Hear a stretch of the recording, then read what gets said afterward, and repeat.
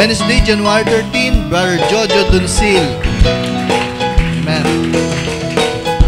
Brother Seca Claver, January 14. Ating foreigner na kapatid. Happy birthday to you, Sister Mary Apple Pasikaran, January 14.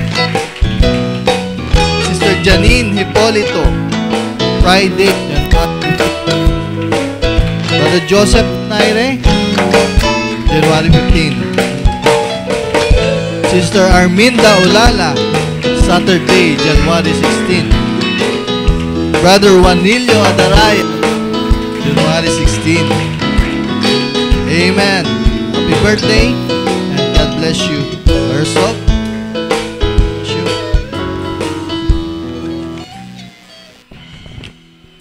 Tayo pang lahat ay yuyuko. Tayo dumulog sa ating Panginoon. Dakilan namin Diyos na makapangyarihan sa lahat. Makapangyarihan dahil ang gawa ng kaaway hindi nakagapit sa iyong mga anak na may desire, Lord, na makatanggap muli ng mga pagpapala ngayon, Panginoon. Salamat at totoong sinabi mo sa amin na greater is He that is in us than he that is in this world, Lord. Kaya ito ang patunay na yung mga anak na tagumpay sa kanilang mga buhay, narito pinalumuli ang iyong sanktuaryo ng mga kaluluwang nagnanasa, Panginoon, na makita at makilala ka ng lubusan sa aming mga puso, sa aming mga buhay, Panginoon. Kaya pinapasalamatan namin ang paggawa mo, pagkilos mo, paggabay mo sa amin. At ang paan namin ay totoo, Lord, na natapakan namin ang mga yabag namin, Panginoon Jesucristo, patungo sa iyong kalooban, Panginoon. Misa pa muli, kami tinataas namin ang mga may kaarawan, patuloy mo silang pagpalain, ang kanilang mga kalusugan, ang kanilang mga desire, Lord, sa kanilang mga puso, ang pananampalataya na pinagkaloob mo sa kanila, ang binhi na patuloy na umusbong, patungo sa Lord, na kamaturan nila, Panginoon. Ito'y inaantay namin at sabay-sabay, Lord, na magbubunga ng bagong buhay na nagmumula sa iyo, Panginoon. Hayaan mong ang lahat ng ito ay may pamalas at may wagayway namin, Panginoon, dahil ikaw ang Diyos totoo, Lord, na nagpapamalas ng buhay na nais mo sa iyong mga anak, Panginoon. Pagpalain po sila, ingatan po sila sa kanilang mga lakad, ang kanila, Lord, na mga trabaho o ang kanilang mga paglago, paglaki, ay patuloy mong samahan sila, Panginoon. Hayaan mo ang iyong patnubay at gabay ang siyang manguna sa kanila at huwag sila malihis na landas, patungo, Panginoon, sa anumang gawa ng kaaway, Panginoon, kundi bagkus, ikaw ang kanilang patunguhan dahil ikaw ang pag-asa namin, ikaw ang totoong Lord na katiyakan ng buhay dahil nasa iyo lahat ng naming mga pangailangan. Hindi mabubuo ang buhay namin, walang kabuluhan ng buhay kung wala ka sa amin, Panginoon. Totoong mahal na mahal ka namin at ikaw ang totoong Lord na sa puso namin na mapaglingkuran at mapagbigyan lahat ng aming mga lakas at kabuhayan, Panginoon. Isa pa muli, samahan mo sila habang sila'y Panginoon ay naglalakbay sa iyong Lord na katuwiran, sa iyong salita. Alam mo lahat ng kapayagan ay maunawaan nila at nakita nila mamalas sila.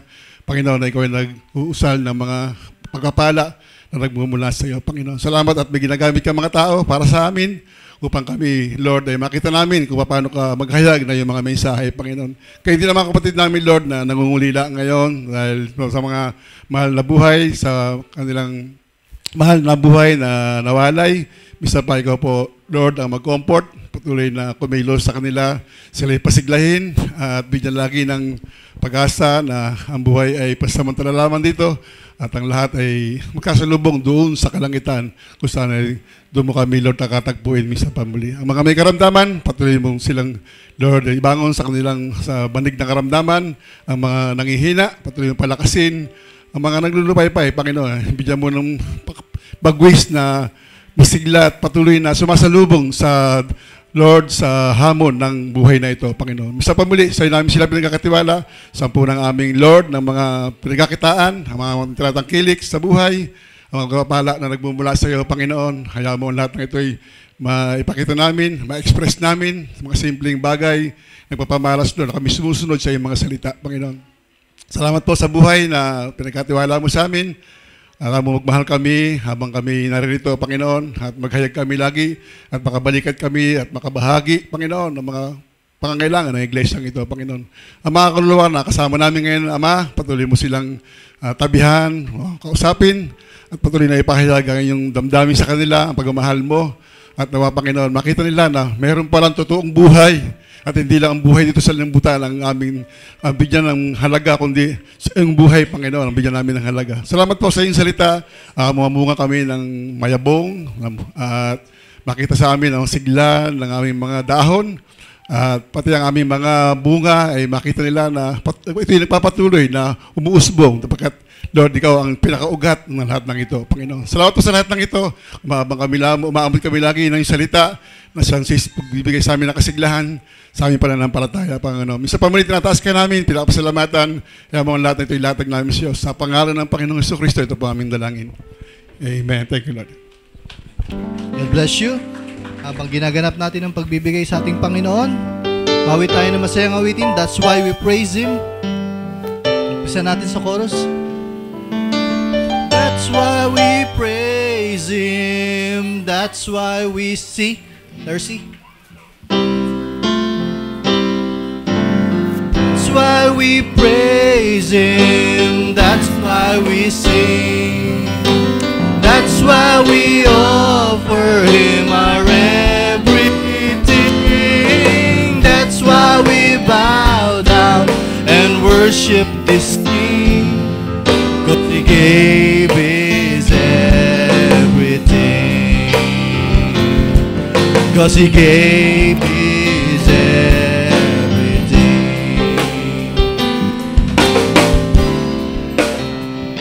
He came to live a perfect life. He came to be the loving Word, our light. He came to die so we be reconciled. He came to rise to show His power and might. That's why we praise Him. That's why we sing. That's why we offer Him our everything. That's why we bow down and worship this King. 'Cause He gave His everything. 'Cause He gave His everything. 'Cause He gave His everything. That's why we praise Him. That's why we sing. That's why we offer Him our everything. That's why we bow down and worship this King. 'Cause He gave His everything. 'Cause He gave His everything.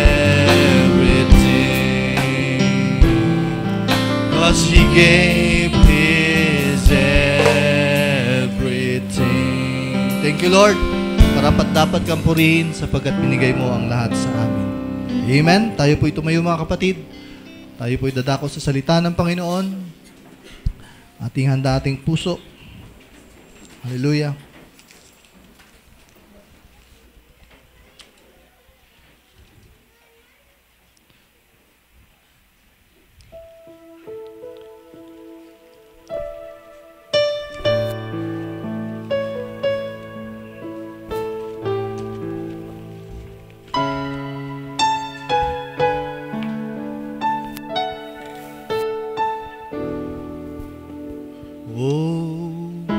The glory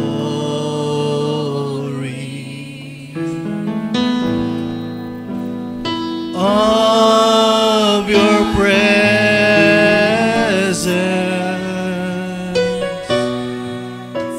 We are temple.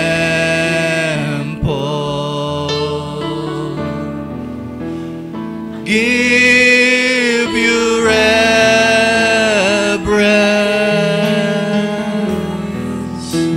So arise to your rest and be blessed by our praise.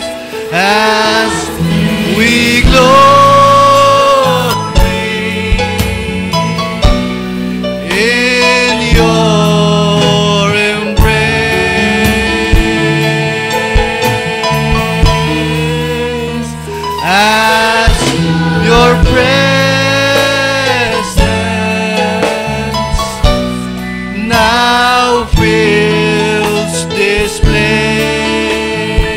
Yan ang aming hiling, Panginoon, ang iyong presensya. Oh, the glory of your presence.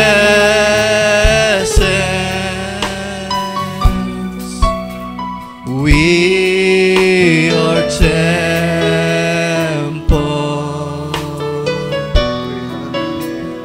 Give you reverence.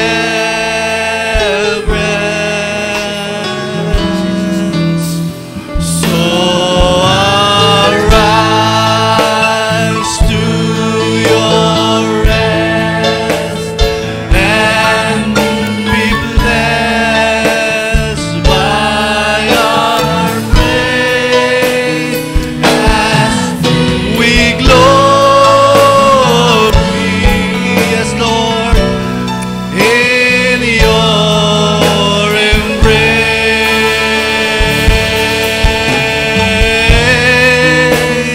as your presence now fills this place. So arise to your rest. That's all right. Arise, your rest, and be blessed by our praise. Holy, yes, Lord Jesus. Thank you for your embrace, Lord. Hallelujah. And as your presence, thank you, Jesus. Yes, Lord, we love you, Jesus. Amen. Hallelujah. Batiin natin siya, purihin. Hallelujah. Thank you for your presence. Fill this place, Lord, with your glory. Hallelujah, hallelujah. Jesus, we thank you for your presence. Hallelujah, hallelujah. Thank you, Jesus. Thank you, Lord. Hallelujah. You are worthy to be praised, Lord. We love you. Thank you. Praise you in all that's within us, Lord. Thank you, Jesus. Thank you, oh living God. We love you. Thank you, Jesus. Thank you, Jesus. Hallelujah. Ang lahat ay manalangin naman namin. Salamat sa banal na mong presensya na ngayon ay sumasakop sa, Lord, bawat espasyo ng dakong ito at higit sa lahat sumasakop sa aming puso at sa buong katauhan namin. Siya naman naming pinagpapasakupan, Lord, ng lubusan ngayong umaga. Ibinababa ng lubusan ang aming sariling pangangatwiran, sariling gawi, sariling pamamaraan, anumang bagay na makatao, Lord, aming binababa, Lord, sa harap ng kaluwalhatian ng iyong presensya ngayong umaga. Lord, namputin mo ang lingkod mo. Tulungan mo akong lubos makapagpatianod sa iyong presensya. Ang sa ganoon ng mga anak mo na nagsiparito para makapakinig ng iyong tinig ay tunay ngang makarinig ng tinig mo. Hindi po ng tinig ng tao, kundi tinig mo na nagbibigay buhay, nagbibigay ng pag-asa. Lord, tumataboy ng lahat ng klase ng kadiliman na nasa paligid namin. Oh God, nagbibigay ng liwanag sa aming daan upang malaman namin kung anong dapat naming gawin, anong dapat naming ihakbang, Panginoon. Oh God, comfort mo mga nangailangan ng comfort ngayong umaga. And may you just meet every need sapagkat Panginoon ngayon ay pinagkakatiwala na namin ng lubos ang lahat-lahat sa iyong kamay in this part of the service, Father. We love you. We give you honor and glory. In Jesus Christ's name we pray. Amen. Amen. Praise the Lord. Yes, you can clap. You can clap to Him. He's worthy to be praised. Worthy to be praised. We've come to worship you, Lord. Hallelujah. Thank you, Jesus. Mari tayo magsiupo sandali.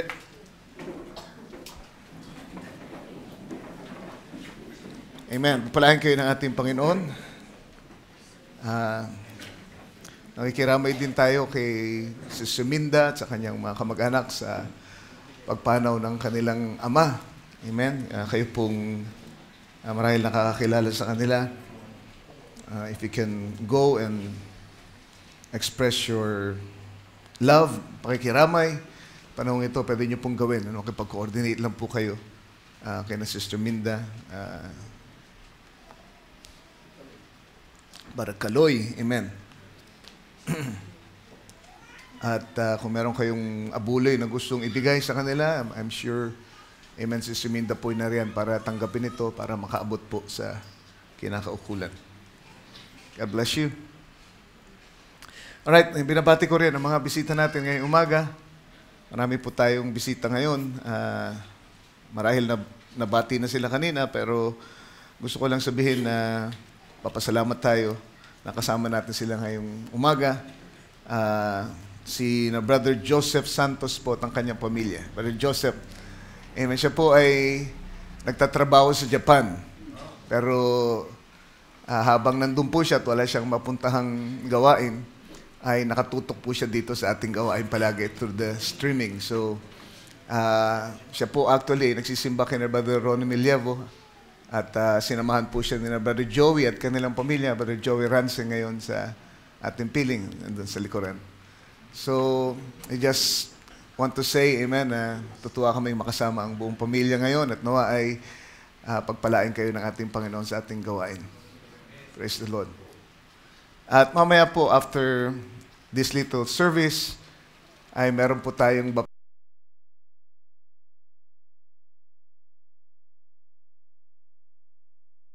sa pangalan.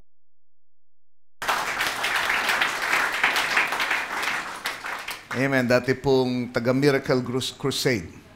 Jesus Miracle Crusade. Kung di ako nagkakamali, isa rin pong worker doon, pero ngayon po ay narinig niya ang mensahe at kinwikin ng Diyos yung binhi na nandun sa loob ng kanyang puso. Hindi niya po matanggihan ng mensahe sa huling panahon. Praise the Lord. Alright, ba ako nakalimutan? Mamaya ating communion service. So sana ang service na ito yung maghanda sa atin para sa banal na hapunang yun na ating gagawin mamaya.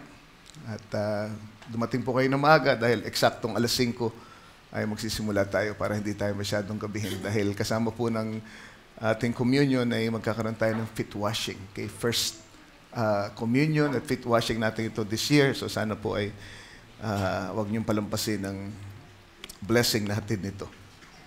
Alright, tayo po ay tatayo ulit. Sandali lang para basahin ang ating scripture.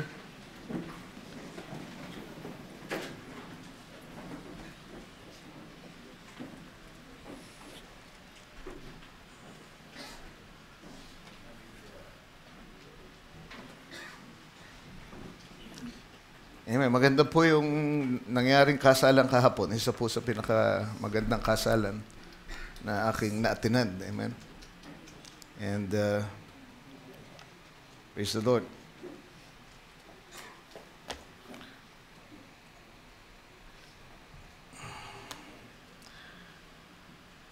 Alright. Numbers 24, verse 25, last verse. Lalampasan po natin ang ilang mga talata dun sa ating mga tinutunghayang kwento tungkol sa propetang o false prophet na si Balaam. ilang mga hula niya ilalampasan natin. At pupunta na tayo dito sa last verse ng chapter 24 and then we'll go to chapter 25 verse 1. So tatalon tayo, last verse, and then patungo sa first verse naman ng chapter 25. Alright, kung nakita nyo na, sabi dito, and Balaam rose up and went and returned to his place, and Balak also went his way. Chapter 25, verse 1. And Israel abode in Shittim, and the people began to commit whoredom with the daughters of Moab. May the Lord add His blessings to the reading of the Word. Amen. Mari na kayo magsipo ngayong umaga.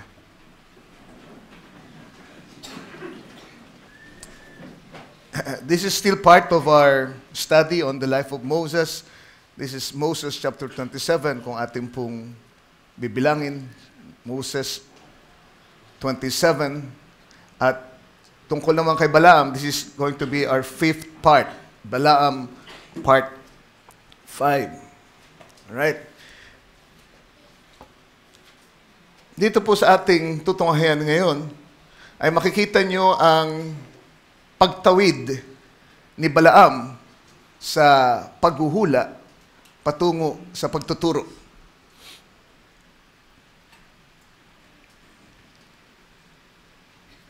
Sa verse 25, ang sabi, minsan pa, titignan natin, na si Balaam daw ay nagbangon at siya'y humayo at bumalik sa kanyang lugar. Alam natin na si Balaam ay hindi naman talaga taga Moab.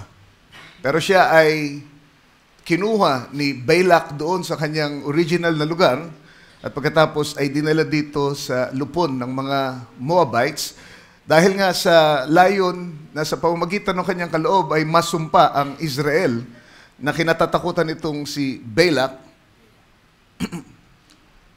At ang sabi, dito sa bandang ito, na nagbangon na si Balaam, ibig sabihin, nagkaroon ng pagbabago na napasabi na ng Diyos lahat ng nais niyang ipasabi sa pamamagitan ni Balaam.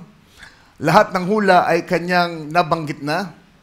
And we found out that those prophecies were 100% perfect, infallible. Bakit? It was a genuine gift of God.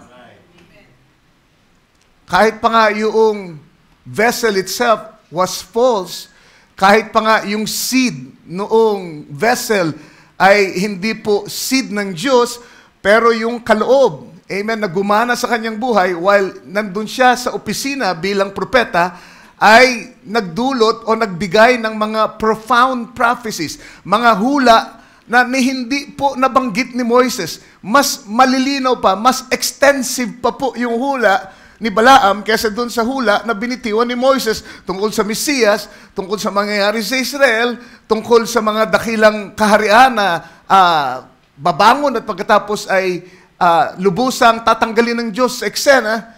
Amen. Kahit po yung mga dakilang pinuno na paparating ay nakita ni Balaam, amen, sa kanyang vision through that gift.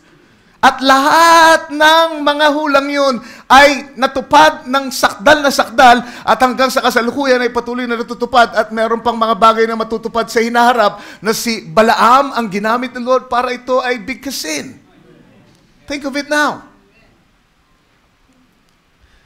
But then, pagkatapos ng lahat ng panghuhula ng kanyang ginawa, ang sabi ng Biblia dito na si Balaam daw ngayon ay nagbangon na. There's going to be a change now. At nagbalik siya doon sa kanyang lugar among the Moabites. Siya po ay inampun na, kumbaga, ng mga Moabites. At doon ay lubos siyang nakatanggap ng espiritu ng pagkamunghi sa bayan ng Israel. Remember, amen, ang mga Moabites ay galit sa mga Israelita. Namumuhi sila. Amen. Kaya nga, yung kanilang hari ay ganun na lamang ang pagsisikap para ang Israel ay masumpa. So, nung si Balaam ay maparoon sa kanila, lubos na siyang nakipag-isa doon sa layuning yun, na wasakin ang bayan ng Israel. So, siya'y nakipamayan. Hindi na siya ngayong bisita dito sa Moab. Siya po ay naging, kumbaga, inampung anak na ng Moab. And he went to his place. He was relocated from his original place, and now he went, ang sabi dito, to his place. Hindi sinabing ito yung original home niya, but he went to return to his place, ang sabi dito.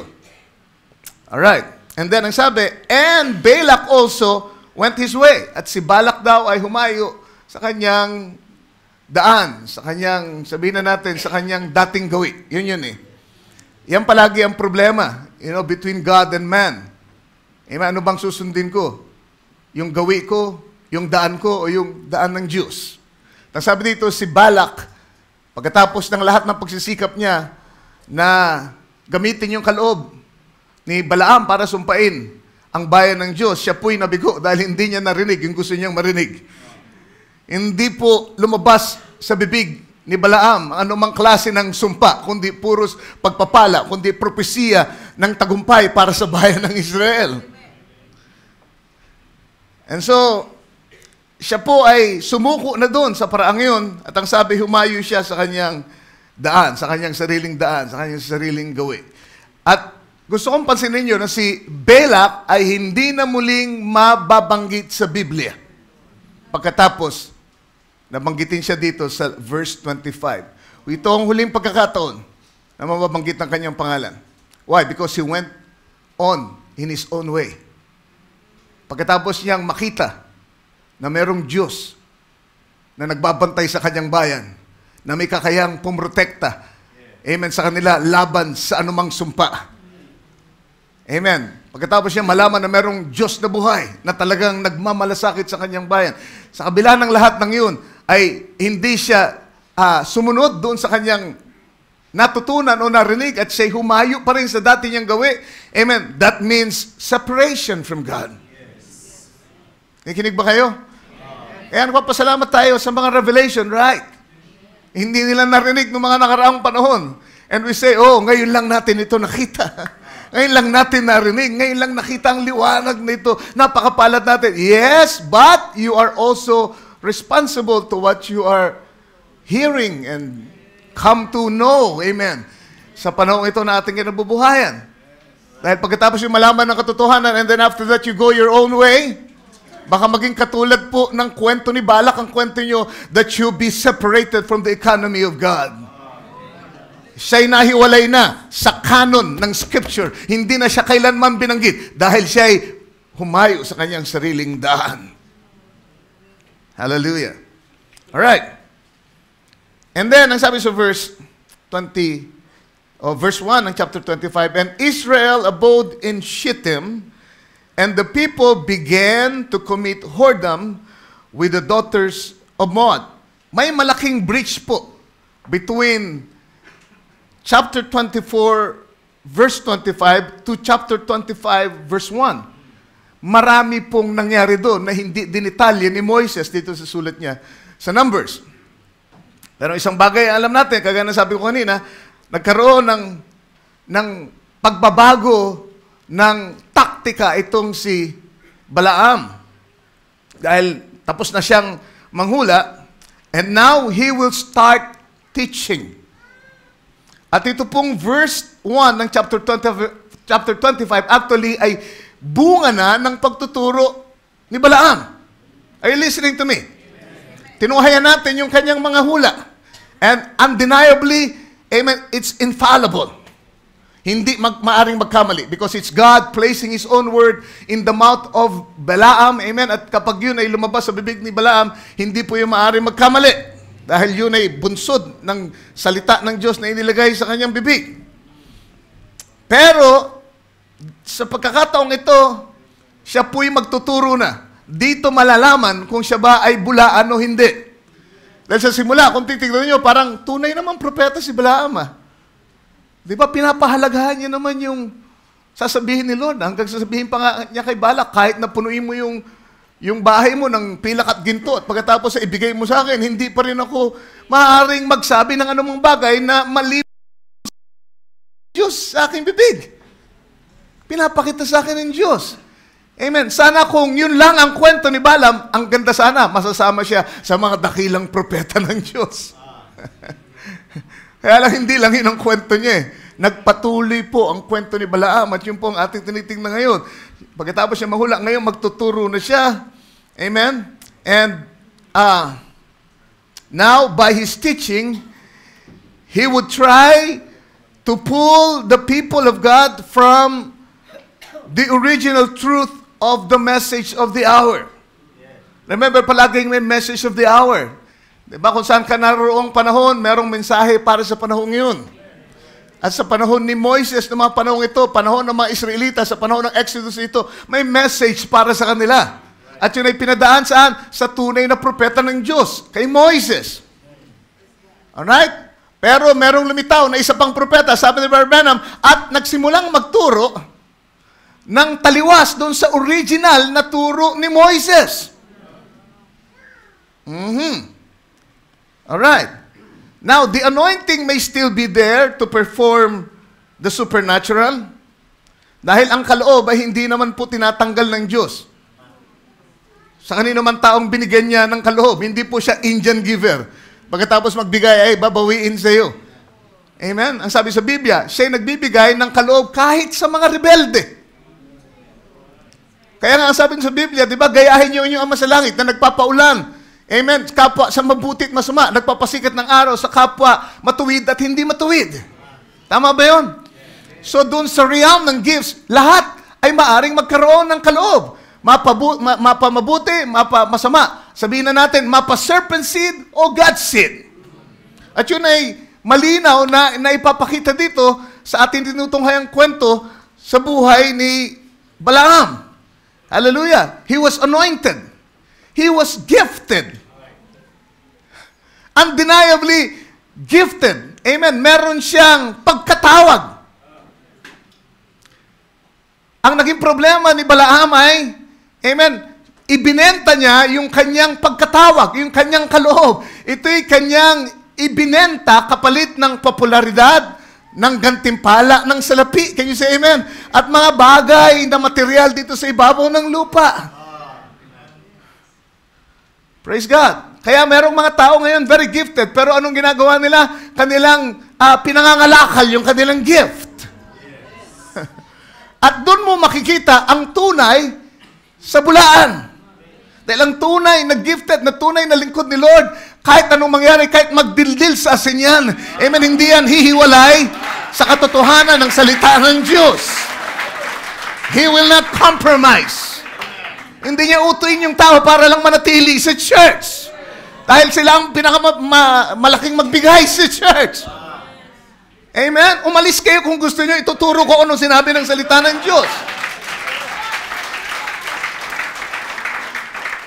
But Balaam, amen, kita natin, katulad natin lahat, meron tayong free moral agency. Doon siya nahulog.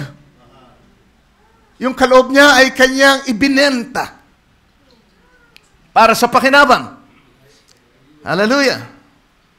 And so, the anointing was still there. Supernatural signs maybe were still being manifested. Signs and wonders. But the teaching now will identify him.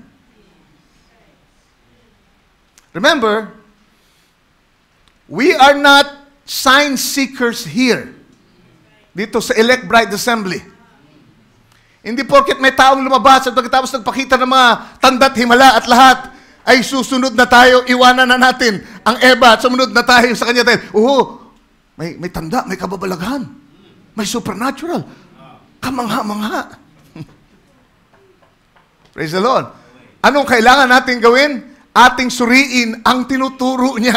Kahit gaano siya ka-anointed, kahit gaano siya ka-miraculous sa kanyang ministry, amen, kung siya ay magtuturo ng taliwas doon sa original words of the message, amen, huwag niyo siyang susundan, layuan niyo siya dahil siya ay bulaang propeta. Hey, listen to me, amen, gusto kong pagdiinan ito ng gusto dahil gusto kong tandaan nyo, we're looking at a type. Ang Israel ay nasa huling taon na ng kanilang paglalakbay. Ilang buwan na lamang ay tatawid na sila sa promised land sa ilalim ni Joshua. Si Moises ay mamamatay na. In other words, ito yung huling pagsubok sa kanilang katapatan sa mensahe. Narinig niyo ba ako? May isang anointed na lumabas sa kanilang kalagitnaan. Amen. Hindi kaya hindi na mangyayari sa kalipunan ng mga mensahe, ng mga message believers, I should say, amen, na merong anointing na darating, amen, na halos, katulad sa supernatural. Amen. But they will teach things other than what the vindicated prophet has already said. Nasusundan niyo ako? Amen. At ako yung nag-oobserba, nag-aaral, tinitignan ko ang takbo ng mensahe. Amen. Hindi po yung mga Pentecostal ang dadaya sa elect. Hindi po yung mga Katoliko. Hindi po yung World Council of Churches actually ang dadaya sa atin eh. Alam na natin yan, bistado na yan eh. Kasi amen, hindi po yung Papa ang dadaya sa atin. Ang sabi sa Biblia, these two spirits, yung Antichrist spirit, ay magiging kahawig na kahawig, amen, ng true spirit in the last age that it would deceive the very elect if it was possible. Ibig sabihin, kung meron mang mandaraya sa elect, susubok na mandaya, ay ano, siya ay pupunta sa lupon ng mga believers ng message. At mag-aastang believer, at magko-quote ng message. Can you say amen? At magpapakita ng kapangyarihan at kababalagan at tanda. But then, when he comes teaching, when he begin teaching, amen, doon mo siya mabibisto. Dahil kung yan ay hindi tunay na propeta, hindi siya mananatili sa original teaching of the prophet. Amen? Hindi porket bumuhay ng patay. Pagkatapos, turuan kayo na nasa millennium na tayo at nasa yung katawan natin ay glorified na at lahat. Huwag na kayong maghintay sa rapture kasi nangyari na yung rapture. Porkit lang nakita nyo ng pahid at ng galing ng pagtuturo at lahat. Anong tinuturo? Yun po ang ating basihan. Yan ang ating plumb line. Can you say amen? Yan ang ating acid test sa lahat. Ang salitang vinindicate ni Lord. Praise the Lord. Porkit ganun, sunod na kayo. Diba? Porkit may kaloob, porkit may pahid, porkit masarap mangusap at lahat. At tingnan nyo pa, kakitahan nyo pa ng mga kababalaghan. Pagkatapos sa i-deny, amen, na si Brother Branham, yung Revelation 10:7, don't follow that man. Amen. I-deny na siya, na hindi siya yung Malachi 4, 5, and 6. At i-deny ang mga katuruan na nagbalik sa puso natin sa original ng pananampalataya ng mga apostoles. Naintindihan niyo ba? Ang mga hiwaga na ngayon ay nabuksan sa atin. Pagkatapos, amen, merong darating dito, anointed na lahat. Pagkatapos sabihin, walang katotohanan, walang kabuluhan yung mga pinapakinggan nyo. Ito ang mas tama. Don't follow that man. Amen. You stick with what the prophet has said. Praise the Lord.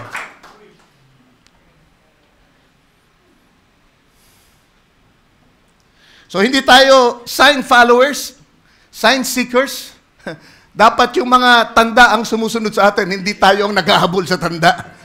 Dahil these signs shall follow them that believe.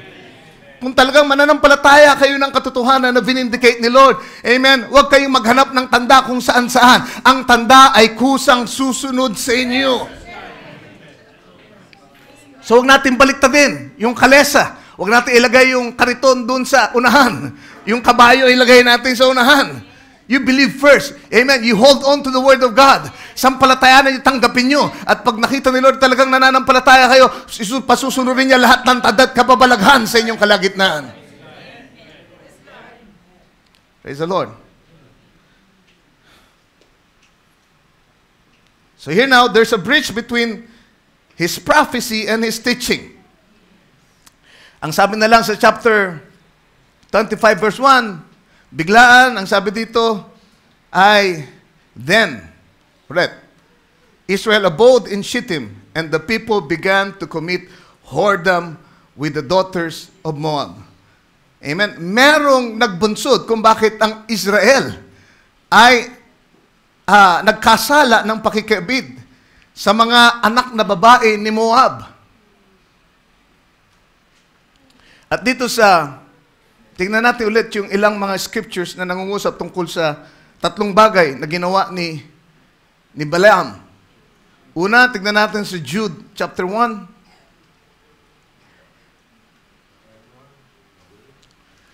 Sabi niya dito, woe unto them, for they have gone in the way of Cain, and run greedily after the error of Balaam for reward.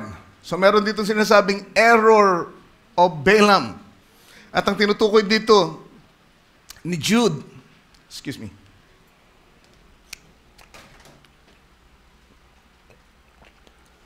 ay yung mga taong noon pa man ay foreordained na mapahamak.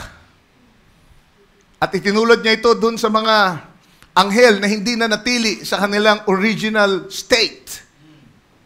So ito yung subject dito ni Jude. Sabi, sa aba nila, woe unto them, for they have gone in the way of Cain, and ran greedily after the error of Balaam for reward, and perished in the gainsaying of Korah. Alright, so you see an error, the error of Balaam. So 2 Peter chapter 2. So verse 14. Having eyes full of adultery, and that cannot cease from sin. Speaking of the same people, beguiling unstable souls, at heart that have exercised with covetous practices, cursed children. Ang sabi dito, which have forsaken the right way. So lumalabas dito, kung sino man itong tinutukoy ni Pedro dito sa sulat niyang ito, ay mga taong nakakita nung right way. Tama ba yun? Pero kanilang pinabayaan, kanilang winaksi. Can you say amen? Kanilang iniwan. They have forsaken the right way. At ang sabi dito, and are gone astray, following the way of Balaam, the son of Bosor, who loved the wages of unrighteousness. So you see, merong sinasabing way of Balaam.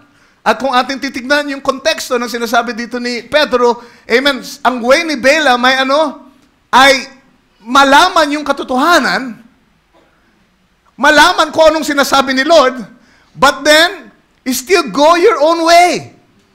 Yun ay talikdan at iwanan at ikaw ay humayo sa iyong daan.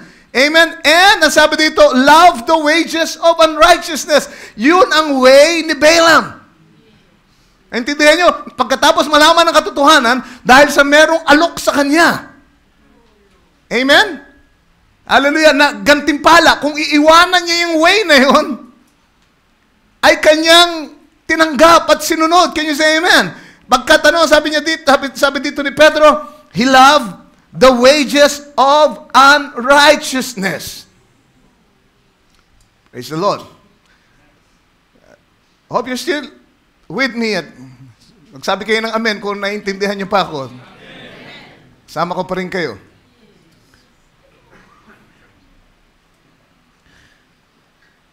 Verse 16, but was rebuked for his iniquity, the dumb ass speaking with man's voice, forbade the madness of the prophet. Ang Bible, tinawag si Balaam na prophet. Tama ba yun? Anointed, called, inspired. Can you say amen? Prophet with signs and wonders. Hallelujah. Pero, sabi dito, siya daw ay sinaway ng kanyang alagang asno, yung dumb ass, na nangusap sa pamamagitan ng tinig ng tao. Ito yung pinapakita kong illustration sa inyo, madalas, di ba? Para ipakita yung kalagayan ni Balaam. Yung asno ba, porkit nangusap ng salita ng tao, siya nangusap sa pamamagitan ng tinig ng tao, does that make the ass a man? Diba? Nilagyan lang siya ng abilidad for that particular time. Amen, na magsalita tulad sa tao, pero siya ay nanatiling asno. So, pwede rin pala ng isang lalaki na bulaan sa kanyang kaluluwa ay pagsalatiin ng Diyos ng salita ng Diyos. Tama ba yun? Kaya si Balaam ay propeta dahil siya ay dinaanan ng salita ng Diyos. Sa kanyang bibig, nagsalita siya ng salita ng Diyos. Pero does that make him a real man of God? Kung paano yung asno na nagsalita ng salita ng tao ay hindi naging tao, ganun din naman itong propetang ito, can you say amen, na sa kanyang puso ay serpent seed, ay hindi naging tao ng Diyos dahil lang sa dumaan sa kanyang salita ng Diyos. It was used for that particular purpose and time. Hallelujah. So siya ay nanatiling bulaan, pero yun ay isang palatandaan. Amen. This is the last sign that Israel saw. This is the last separation before they cross over under Joshua. Amen. Di na magtatagal, mamatay na si Moses. Amen. Ang huling nakita ng bayan ng Diyos sa kanilang pagtawid, amen, ay ang pagdating nitong anointed one na ito. Hallelujah. Hindi na makikita natin sa huling panahon ito. Malapit na tayong tumawid. Malapit na tayong pumunta sa body change. At kung ano-anong tinitignan natin ng mga pangyayari, hindi kaya itong tipong ito ay mangyari na merong mga taong dumating dito sa message group at pinahiran at magaling mangusap at mukhang believer. Pero sa pamamagitan ng pagtuturo nila ay hihilahin ng ilan sa inyo palayo sa original na turo ng propeta. That's the last separation. Amen? Sa pamamagitan ni Balaam, nangyari ang huling paghihiwalay bago sila pumasok dun sa promised land. Hallelujah. So the last thing was a falling away. Hindi revival. Now, I know there's a revival going on in the hearts of real believers. Amen, dahil sa message. Pero merong nakahulang falling away. Amen? At yun ay mangyayari sa pamagitan ng pagtuturo ng mga anointed ones at the end time. Na maglalayo sa atin sa salita ng Diyos. Alright? So they listened to a false prophet. Amen. And 24,000 of them died. Dahil dun.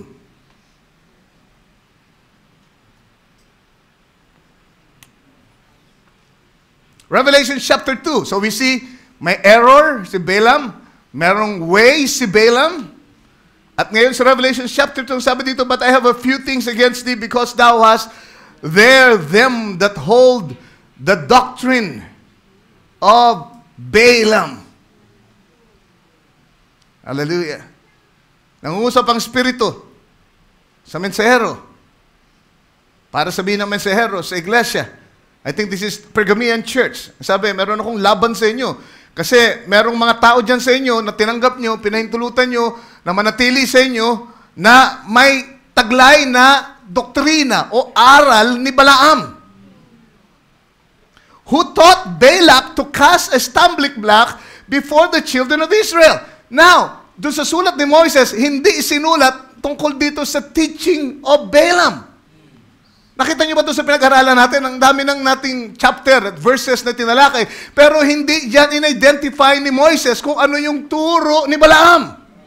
Yun ang sinasabi ko. Amen. Yun yung breach between chapter 24, between the prophesying of Balaam at doon sa kanyang teaching.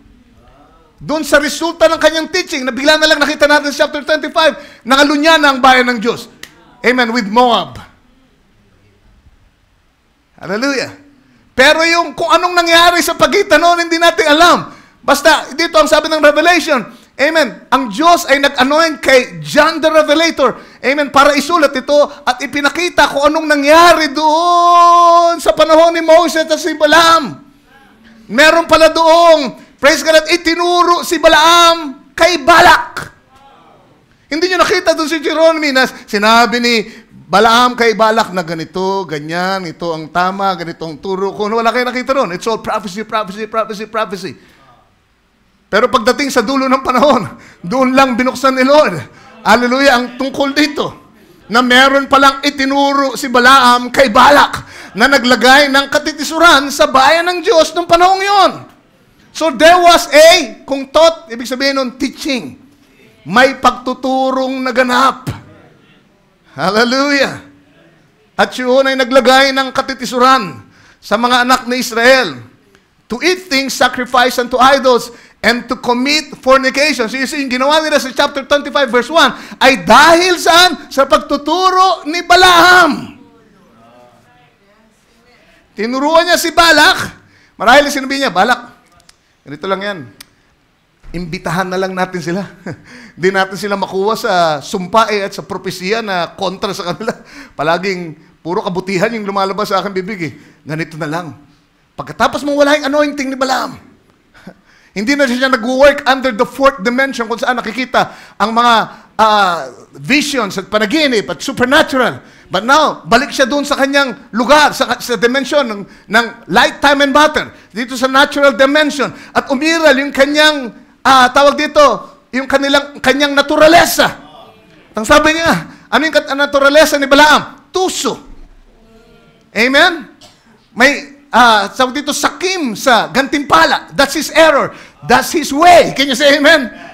At sabi niya, Balaam ganito, may paraan pa rin. Sabi niya, Balak, may paraan pa rin. Imbitahan na lang natin sila. At sabihin natin na, sige na, tanggap na namin yung message niyo. Pare-pareho lang tayong mga believer ni Jehovah. Di ba, mag-fellowship na lang tayo. At meron kaming kapistahan ngayon. At kami mag-aalay sa aming Diyos. Imbitado kayong lahat. Dahil mahal namin kayo. Sa ilalim, in the name of love, ay nagturo si Balaam ng kompromiso. Amen. Sa bayan ng Israel. At ang sabi ni Balaam marahil kay Balak, Balak, pagandahin mo yung mga kababaihan dyan. Ha? At make sure pagdating nila, amen, hindi nila mapansin yung kung gaano sila kasi sexy at kagagaling sumayaw at, you know,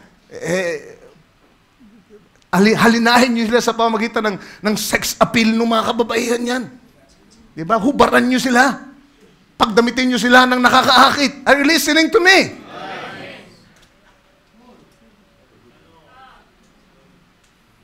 And so, yung pangangaral na yun, not anymore, thus saith the Lord. Hindi na thus saith the Lord. Hallelujah, hindi na ito ang sabi ng taong nakadilat ang mata, pero pumasok sa isang pangitain.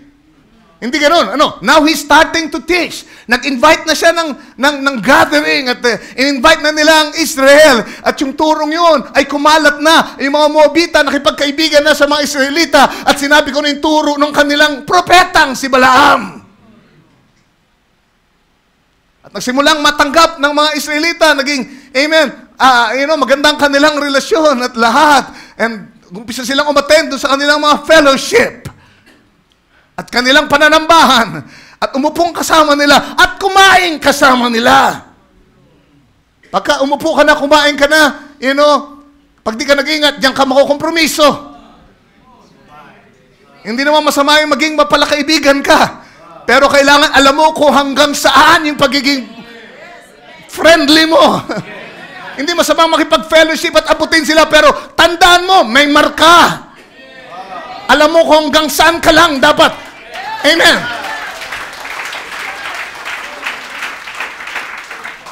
It's very dangerous.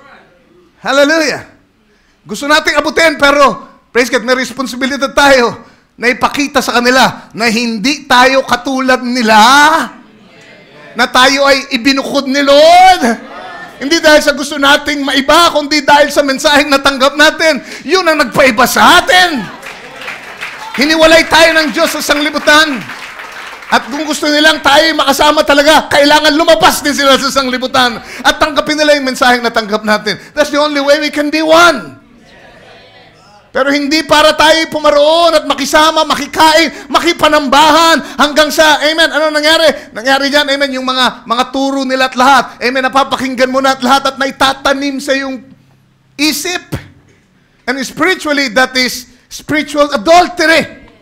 Dahil ako ay nagsisimula ng tumanggap ng mga binhi galing sa ibang source maliban doon sa inaangkin mong asawa mo. Yun ang fornication, yun ang adultery, di ba? Ikaw ay tumatanggap ng binhi maliban doon sa lalaki na sinasabi mo na asawa mo. Alright, so nakita niyo yung teaching ni Balaam. Dinadahan-dahan ko para maintindihan. Kasi ito po yung pinaka-importante dito sa buhay ni Balaam na gusto natin tingnan at dapat natin ingatan. Ating pakatandaan bilang aral sa atin, palaala. Hallelujah.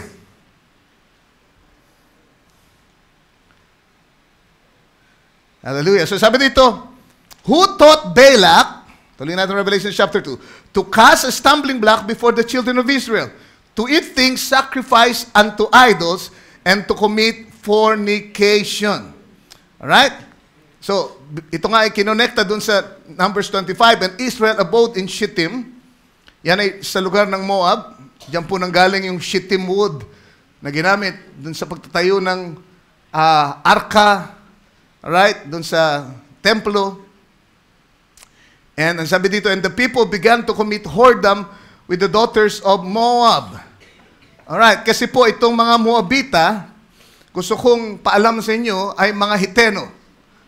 Bagamat meron silang knowledge of Jehovah, dahil sila ay galing saan? Sa lahi ni Lot. Are you listening to me? Kaya alam nila ang tungkol kay Jehovah. At wala namang problema sa kanila yun, di ba? Idadagdag lang naman nila si Jehovah dun sa naipon nilang Diyos eh. Dahil ang mga Hiteno ay maraming mga Diyos. Diba? May Diyos sa bundok, may Diyos ng dagat, may Diyos ng hangin. Diba? Alam niyo na kung saan nakuha ng ating reliyon dati, yung kanilang mga paniniwala. Ito'y Hitenong pamamaraan ng pagkilala sa Diyos. Diba? Iba-ibang Diyos sa iba't ibang lugar. Ang Diyos natin ay Diyos ng lahat ng lugar at lahat ng sitwasyon. Siya ay nag-iisang Diyos na makapangyarihan sa lahat. Alright. Itong Moabita, amen, ang tunay na Diyos nila ay si Chemosh. C-H-E-M-O-S-H. Chemosh. Alright? At maliban doon, meron pa silang kinikilala na, kumbaga, isa pa sa mga Diyos nila ay si Baal. At si Chemosh being their God, Chemosh is a God of fertility.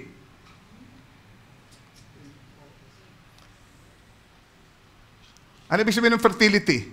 Pag hindi kayo nanganganak, dahil hindi malusog ang itlog nyo, kumbaga nilalabas, yung fertility nyo, di ba? Kumbaga sa atin, sasayo ka doon sa ubando. Dahil meron doon Diyos ng fertility na maghahatid sa iyo ng fertility para manganak ka. At si Chemosh ay Diyos ng fertility. At dahil sa Diyos ng fertility, nag-incorporate sila ng mga sexual acts in their worship. Ang totoong ginagawa nila yan, sa tabi ng templo ni Chemosh, ay nagtatayo sila ng mga tolda. At kasama doon sa kanilang pananambahan kay Chemosh, na inaasahan nilang maghahatid ng fertility, ay yung mga sexual act na ginagawa doon sa loob ng tolda.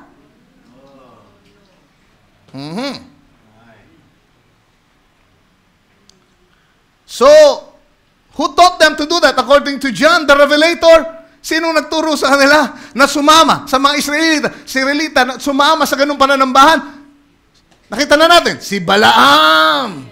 Si Balaam pala, tinuro niya, hindi niya magawang sumpain ang bayan ni Lord. Kaya ang ginawa niya, tinuruan sila na sumalangsang sa salita ng Diyos. Dinala sila sa kamalian. Dahil alam niya, amen, na yung hula tungkol sa kanila, hindi na magbabago. Yung hula ay mangyayari at mangyayari. Ang bayang Israel ay pinili ng Diyos. At ito'y alagaan niya, bambantayan niya hanggang sa dulo ng panahon. Kahit anong sumpang gawin mo, walang mangyayari. Pero alam ni Balaam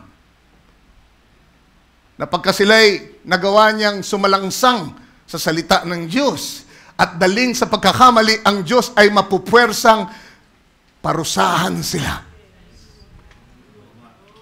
Maging marahas. Even in death, God had to deal with them in death.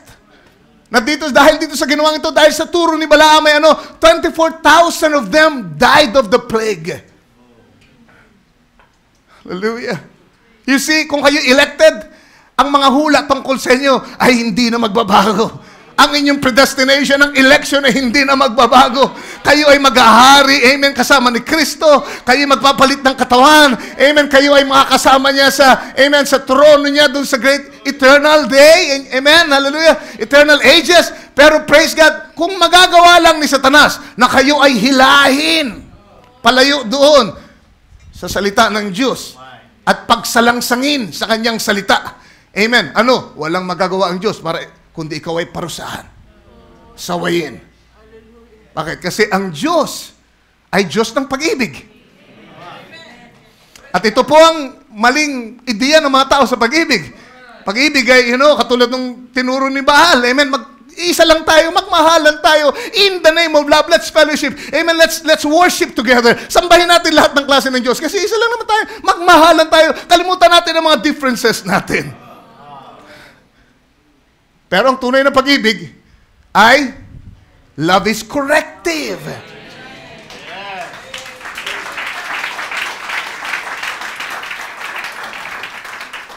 Hallelujah. Alam niya na kapag sumuway ang bayan ng Diyos, sila'y sasawayin ng Diyos. Sila'y sasaktan kung kailangan para sila'y magising.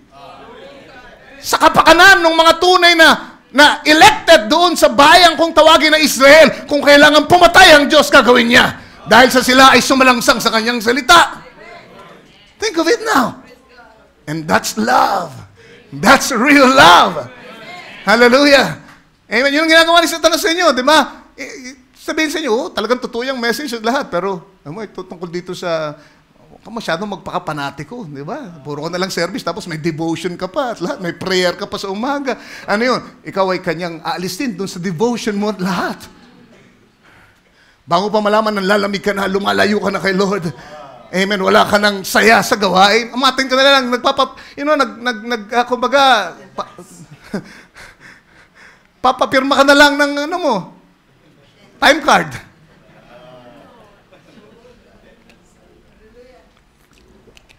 Pero wala na sa loob yung pagsimba. At pagka ikaw ay nalayo na, amen? At lumamig na yung pananampalataya, madali na rin sumalangsang doon sa iba pang mga tinuturo dito sa church. Bago pa malaman, amen? Ang Diyos ay magsusugo ng saway sa pamamagitan ng lingkod ni Lord. At minsan, amen, napaparik, oops, uy, ako yun. But what's that? Dahil sa ikaw ay sumalangsang sa salita ni Lord, kung minsan kailangan maging matigas ang pangangaral ng pastor. At kailangan ikaw ay tuhugin ng sibat, kumbaga. Para Para yung galit ni Lord na nagsisimula ngayon sa iyo, isaway niya, amen, ay hindi na makahawa sa iba pa, baka sumunod sa iyo. Amen, kailangan tagpasin na niya dyan, tatagpasin niya. Amen, hindi siya, amen, magdadalawang isip because He cares for His bride. And that's love. Kapag kayo nasasaway, amen, kung palagay yung ginagawa niyo, yung bagay na sinasabi ng ministro, you say, thank God.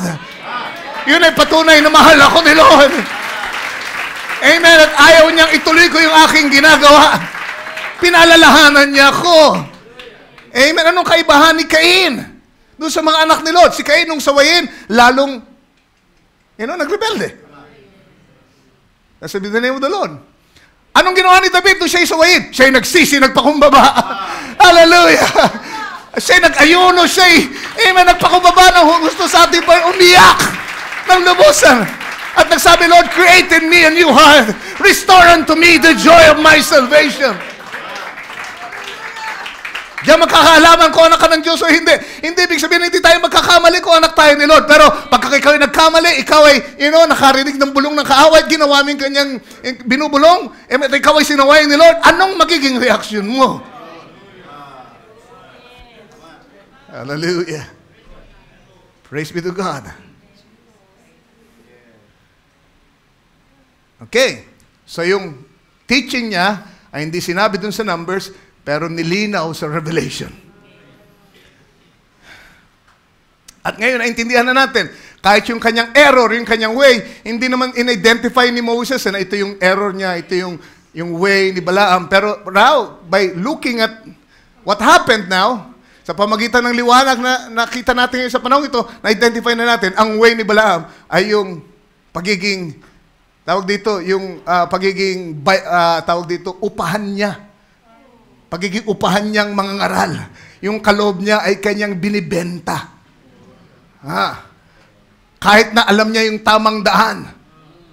Amen? Umalis siya sa kanyang original state. Kumbaga, siya'y tunay na propeta. Ang sabi ni Barabena, may mga kuto kayo papakita kasi siya'y tunay na propeta. Pero dahil sa ibinenta niya yung kaloob na yun, amen, siya'y tinawag na soothsayer at siya'y naging bulaang propeta. Through that, nag-manifest yung tunay na kung sino siya sa kanyang kalooban. Amen? Hallelujah. Nung ibenta niya, that's his way. And that is also his error. Amen? Na siya'y umalis dun sa tamang daan para lang sa reward. Hallelujah. And now, nakita natin ngayon yung teaching. At tutukoy natin unti-unti. Hallelujah. Tingnan natin sabi ni Moses dito sa Numbers 31 verse 14. Dito ay meron pong, kahit papano ay pinasulyap ni Moises kung ano ba yung turo ni Balaam.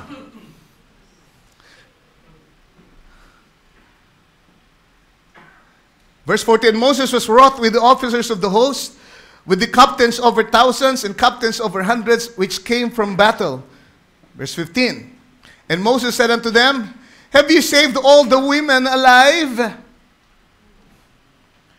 Niligtas nyo ba yung mga kababaihan? Hindi nyo ba pinatay? Verse 16, behold, these caused the children of Israel through the counsel of Balaam to commit trespass against the Lord in the matter of Peor. So tinanong niya yung mga babae, niligtas nyo. Kayo ha? Porkit magaganda, hindi nyo pinatay ha? At nagalit siya. Sabi, hindi nyo ba alam na itong mga taong ito, itong mga babaeng ito, this caused the children of Israel through the counsel of Balaam. So nagkaroon ng counseling. And what's that? Teaching. Si Balaam ang nagpayo na ito ang gawin nyo. Can you say amen? Tinuruan daw yung mga babaeng Moabita, itong mga Midianites na ito, nakalaban ng mga Israel noong panahon ngayon. Na ngayon ay hinayaang maligtas nitong mga officer ni Moises. Sabi niya, amen, hindi nyo ba alam na yung mga yan ang nagbunsod sa mga anak ni Israel sa pamamagitan ng payo ni Balaam to commit trespass against the Lord in the matter of Peor? Saan nangyari yung pagkakasala? Sa Baal Peor. Yun, yung lugar. Amen. Ay Peor, isang bundok, at ang sinasamba nila doon ay si Baal. Amen. Ang gawin nila doon, pinapangalanan nila yung lugar ng sambahan nila. Amen. Pinagsasama yung pangalan ng Diyos nila, samba nila, at saka yung pangalan ng lugar. Kaya Baal Peor.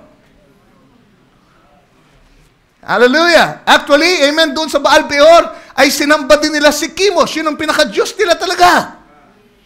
Hallelujah. And so, ang sabi, silang nagbunsod sa mga anak ni Israel para magkasala. Hallelujah.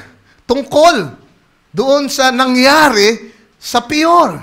So, pinaalala ni Moises, nakalimutan nyo na kagad yung nangyari sa Peor. So you see, they use Satan's original trick to pull them into idolatry.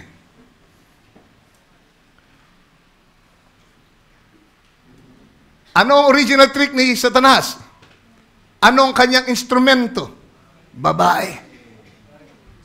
So yung teaching ni Balaam ang nagbunsod sa kanila para magkasala at sumamba ng mali at magkasala ng pangangalo niya spiritually against God, pero ang pamamaraan ay babae. At gusto kong pansinin nyo, amen, na ang babae, alalahanin nyo, ang babae ay kumakatawan saan? Sa iglesia. At yun pa rin ang original trick, yun pa rin ang ginagamit na trick ni Satanas ngayon. Para ang mga anak ng Diyos, amen, ay malihis sa katotohanan, babae. Churches, can you say amen? Hallelujah. May mga church, kung kayo nakatingin sa iglesia lamang at hindi sa Diyos, at tinitingnan nyo yung iglesia, buti pa sila doon, hindi sila masyadong mahigpit. Pwede naman mag-mini. What's that? The same spirit. Same streak. Di ba? Pwede naman mag-base ng ganun, di ba? Christian din sila. Pareho lang tayo ng kanta. Tatasin sila ng kamay. In fact, mas masigla pa silang umawit doon sa kanila kaysa sa atin. Pero ang sexy nila doon. Ba't hindi tayo pwede ron? What's that? Women again. This time, churches. Iba't ibang pangalan. May Baptist, may Charismatic, may lahat. Amen? And if you're looking just at the women and not the Word of God, diyan ka madadali. What's that? Amen? Pare-pareho lang naman tayo. Sobra naman kayo dyan sa church. Yung mga panatiko kayo dyan. Kita nyo kami dito, di ba? Masaya kami, malaya kami dito. Praise the Lord.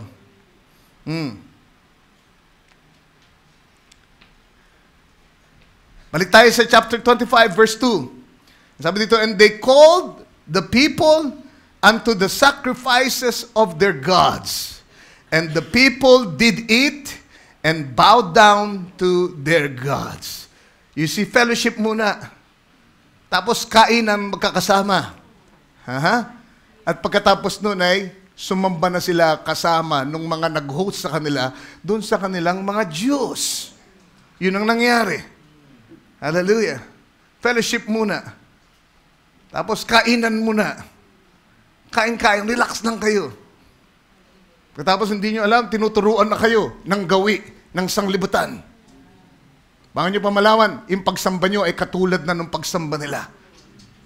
At ang Diyos ay nasasaktan ng gusto.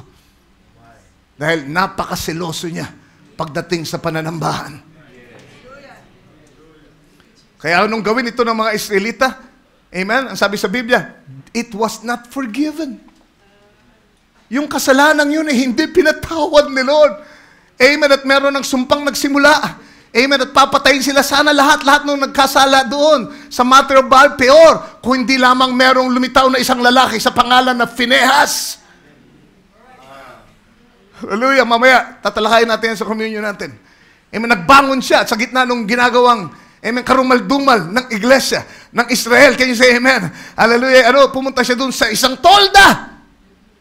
Kagaya na sinasabi ko sa inyo, may mga tolda sa tabi ng tabernakulo. Hindi po tago, kundi lantarang paraan ng pananambahan, lantarang pamamaraan ng pamumuhay, hindi na ikinahihiya. Think of it now. Amen. Isang lalaki, isang prinsipe ng Israel, at isang prinsesa, isang may katungkulan doon sa Midianitess woman, ang sabi dito, ay nagsama, dumaan pa doon sa templo habang nag-iiyakan ng mga Israelita at sila pumunta doon sa tent para gawin ko ano yung dapat gawin. At si Phinehas, hallelujah, ay nakilos ng Espiritu ng Diyos, ng kanyang alab, ng kanyang pagmamahal sa Diyos. At yung sikap niya, yung lagablab, yung, ano ba yung zeal sa Tagalog? Yung kanyang sigasig. Hallelujah. Ay nagbunsod sa kanya para pumunta sa tolda at kumuha siya ng sibat. At habang ginagawa nila yung malaswang, ginagawa nila in part of their worship, ay tinuhog sila ni Phinehas mula doon sa likod ng lalaki hanggang doon sa tiyan ng babae. Marahil sabihin nyo, ang lupit naman nun. Ang lupit nun. Pero alam niyo kung naging reaction ni Lord? Lubos na nalugod si Lord. Sabi niya, Phinehas, amen, napahanga mo ako ng gusto sa ginawa mo. Dahil dyan, ititigil ko yung sumpa, yung salot na ngayon ay pumapatay ng marami sa mga Israelita because of what he has done. At ang sabi sa Biblia, he made an atonement for Israel. Praise the Lord. I don't want to get ahead of myself para mamaya pa yan. Pero yun. Kundi dahil doon. Hallelujah. Lahat ng involved doon sa nangyari sa Baal Peor, papatayin ni Lord. Pero si Phinehas, hallelujah, hallelujah, ay kinilos ng Diyos at kumilos para sa bayan. Alright. Basahin ko na lang yung sinabi ni Brother Branham tungkol dito. Ilang quote and then we're going to close. Tutuloy natin mamaya. Pergamean Church Age. Sabi niya dito, now in spite of the fact that Balaam knew the proper approach to God. So he knew the way.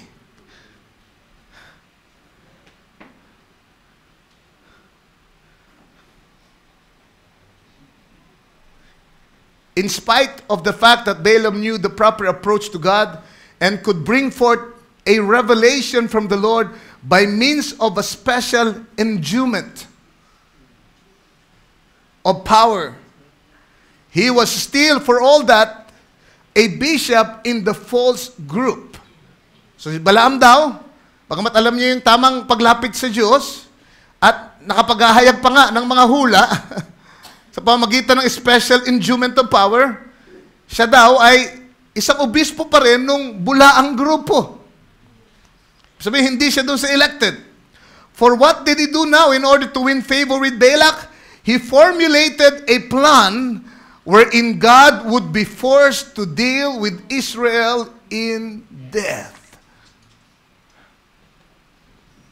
Amen. Sa kanyang katusuhan, ay gumawa siya ng paraan para ang Israel ay gumawa ng isang bagay na magpupuwersa sa Diyos na sila ay i-deal in death. Sabi dito, just as Satan knew that he could beguile Eve, cause her to fall in fleshly sin, thus causing God to pass his pronounced sentence of death against sin. So Balaam knew that if he could get Israel to sin, God would have to deal with them in death. So saan nakuha ni Balaam yun? Kay Satanas pala. Dahil si Satanas, amen, alam niya na hindi pwedeng, saktan ni Lord si Eva eh. Hanggat nandun siya, nananatili siya sa pagpapasakop sa headship. Pero nung ginawa ni Satanas, alam niya, pagka naakit niya si Eva at napagawa ng isang bagay na taliwas sa salita ni Lord, then God will have to deal with her. So yun ang taktikang ginawa ni Balaam. Amen? Hindi sila pwedeng, amen, tanggalin sa election sa pamagitan ng prophecy. Amen? Lahat ng mabubuting bagay, sinabi ni Lord tungkol sa kanila. Pero pagka sila'y napalihis mo sa salita ni Lord at napasuway mo sa salita ni Lord, ang Diyos sasawayin sila at parurusahan sila. Kikilos ang Diyos para yun ay mahinto. Alright? So sabi niya dito, his pronounced sentence of death against sin. So Balaam knew that if he could get Israel to sin, God would have to deal with them in death. So he planned a way to get them to come over and join in sin. He sent out invitations to come to the feast of Baal Peor. Come over and worship with us. Now Israel, no doubt, had seen the feast of the Egyptians. So they did not feel it was too wrong to go and just look on and perhaps eat with the people. Right? Nakaranas na raw Israel yan, di ba? Naalala niyo doon sa Egypt? Kaya sabi nila, hindi naman siguro mga kasama, titingin lang naman tayo, tingnan lang natin. What is wrong with fellowship anyway? We are supposed to love them, aren't we? Or how can we win them? Di ba dapat mahalin natin ang lahat? Tingnan nyo, baka pumapasok na kayo sa teaching ni Balaam. Being friendly never hurt anyone, or so they thought. But when those sexy Moabitess women began to dance and undress while they reeled around doing their rock and roll and twist, the lust rose up in the Israelites, and they were drawn into adultery, and God in wrath slew 42,000 of them. Hallelujah. Praise the Lord. Di ko alam kung ano pa yung nakita ni Balaam. Doon sa Bible kasi sabi 24,000. Baka napabaliktad niya yung naging 42,000, sabi ni Balaam. Hallelujah. But it was 24,000 in the scripture. Yes. Dahil sa nagsimula sa fellowship, love, friend. Kahit na ang turo, 2 ang Diyos, 3 ang Diyos. Diba? Ang mga bakla ay mga anak din ng Diyos at okay lang yan. Diba? May karapatan sila. Ang mga bakla ay anak ng Diyos pag magbabago sila. Pati na mga tomboy. Kahit gaano pa kadumi ang nakaraan nila, kahit gaano pa kalala ang pagiging bakla nila at tomboy, kung sila ay magsisisi at lalapit kay Lord, yun ang patunay na sila ay mga anak ni Lord. Kung mananatili sila sa ganung gawin, at tatanggapin sila ng ganon, at wala silang balak na magbago, hindi sila mga anak ng Diyos. Praise the Lord.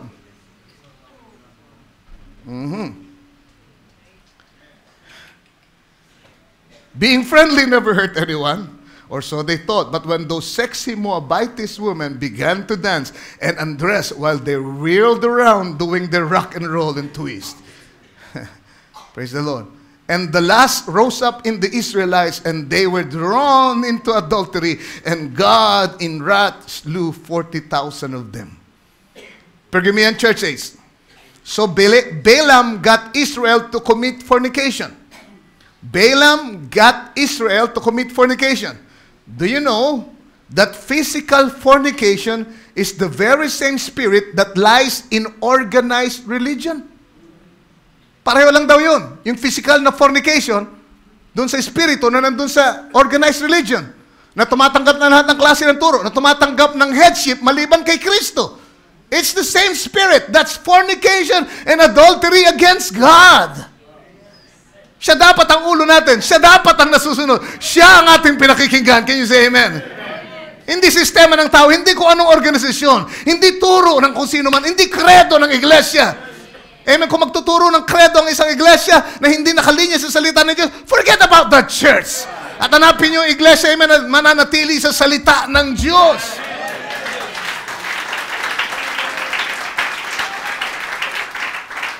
Hallelujah. Blessed be the name of the Lord. Same spirit lies in organized religion. I said that the spirit of fornication is the spirit of organization, and all fornicators will have their place in the lake of fire. That is what God thinks of organization. Yes, sir. The whore and her daughters will be in the lake of fire. Resume of the ages, bago tayo magtapos.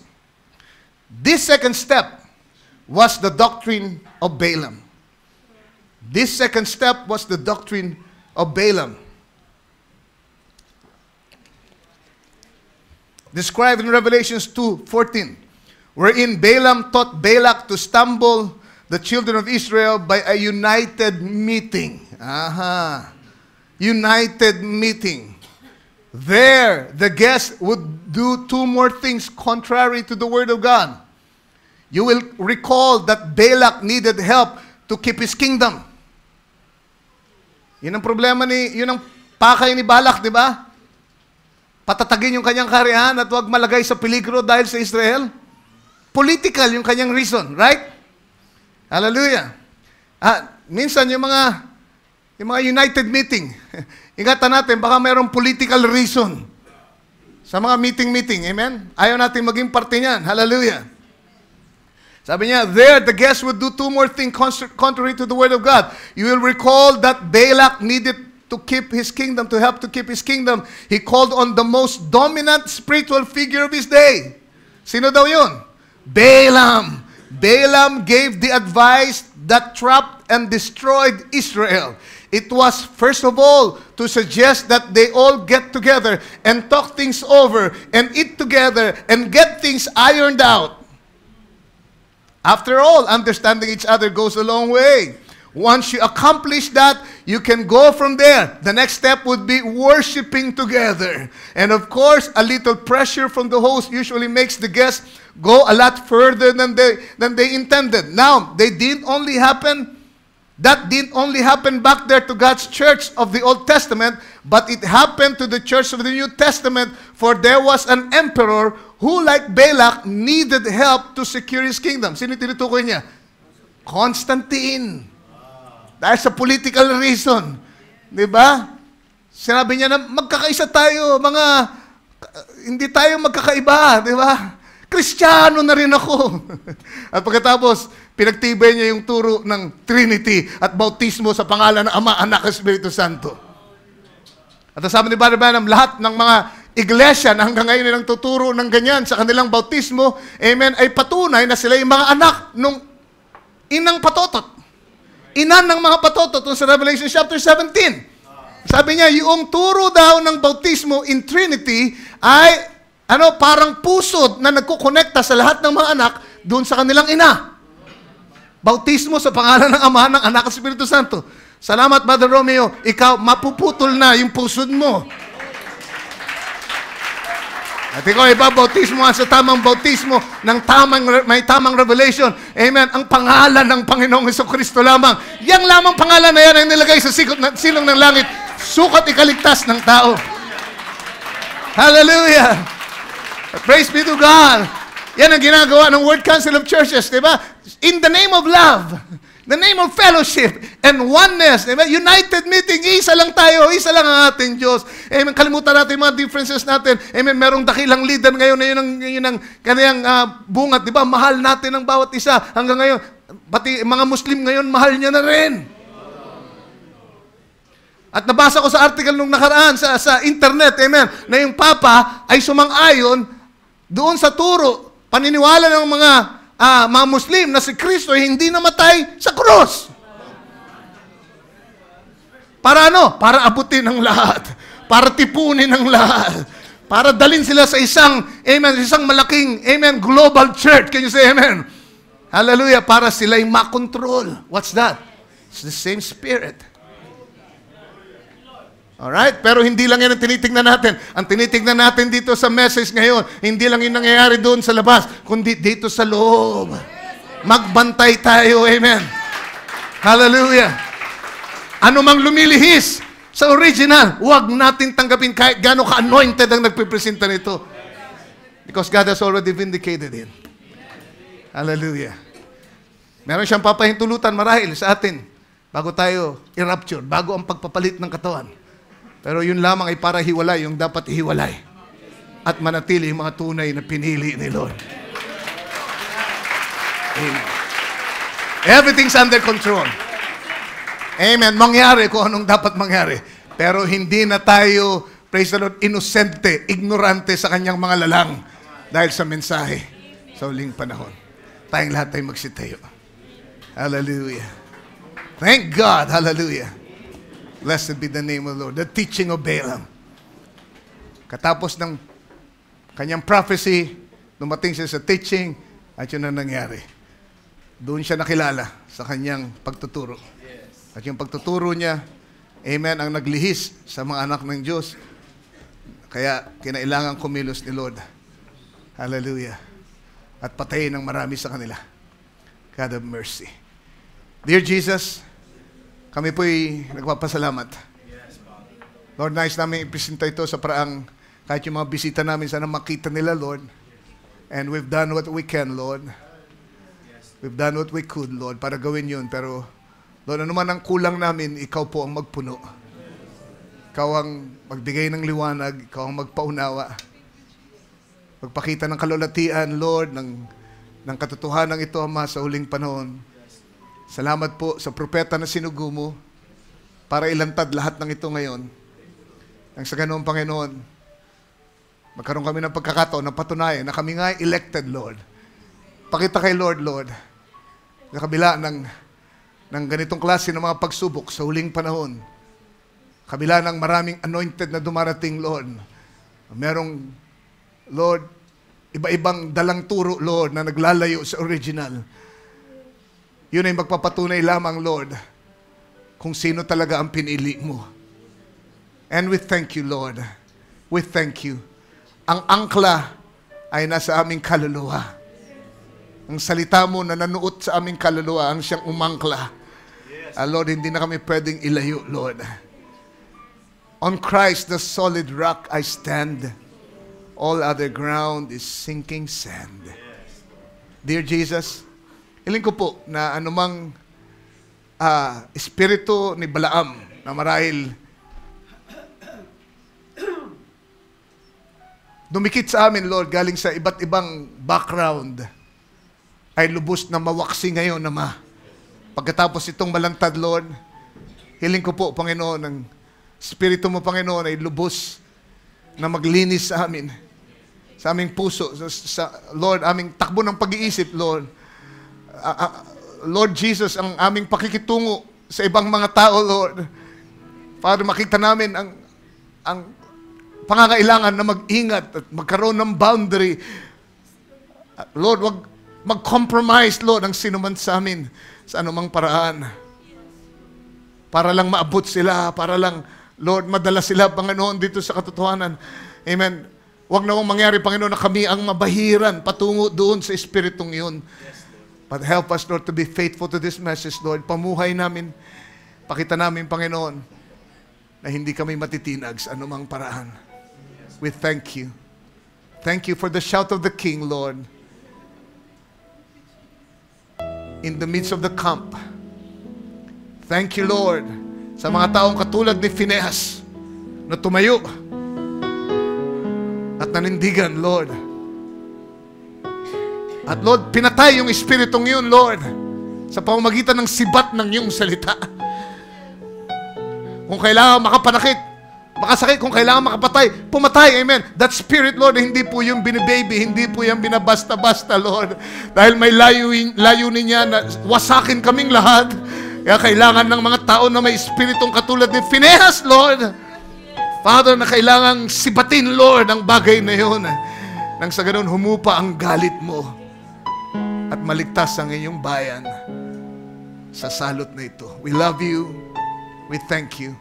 Bless mo po ang iyong mga anak. Hindi ko alam ang mga pangailangan nilang naririto. May mga bisita kami, marahil merong, Lord, may kahilingan sa iyo, Lord. Father, hiling ko po, huwag mo silang biguin. Hayaan mong marinig mo, Panginoon. Hallelujah. Ang kanilang hinaing at tugunan mo, Panginoon. At sila sa pamamagitan nito, Lord, ay, Lord, mailapit sa iyo. Magpasya, Lord. Malaman nila ng Diyos na aming pinaglilingkuran dito ay buhay na Diyos. At, Lord, makapangyarihang Diyos. Oh God, aliwin mo ang dapat maaliw, Lord, ang pamilya ni Sister Minda, Lord, sa pagpanaw ng kanilang ama. May you just be with them, Lord, and comfort them by your presence. We love you, we appreciate you. Salamat po sa lahat ng ito. Binabalik namin lahat ng kapurihan at parangal sa iyo sa pangalan ng Panginoong Jesucristo, aming Diyos na kapagligtas. Amen, amen. Sasaksihan natin ang baptismal service ngayon. Amen. Habang inawit natin yung Amen. Hallelujah.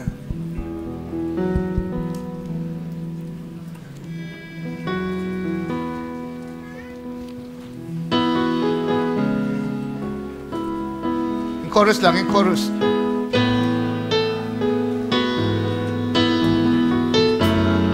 Yes, Lord.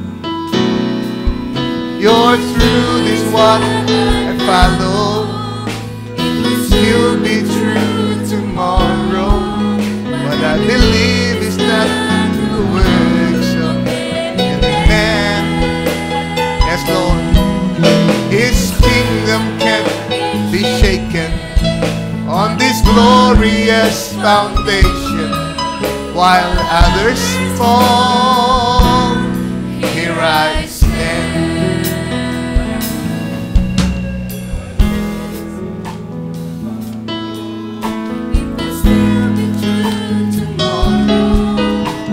Believe it's not the work of hallelujah, Jesus, Lord. His kingdom can't be shaken on this glorious foundation. Verse 4, here I stand. On Christ the solid rock, on Christ the solid rock I stand. All other ground is sinking sand, while others fall. Here I stand. Your truth is what I follow. It will still be true tomorrow. What I believe is not the work of His kingdom can't be shaken on this glorious foundation. While others fall, here I stand. First stanza. They live. Isn't this message still the same? Why do they something more than simplicity?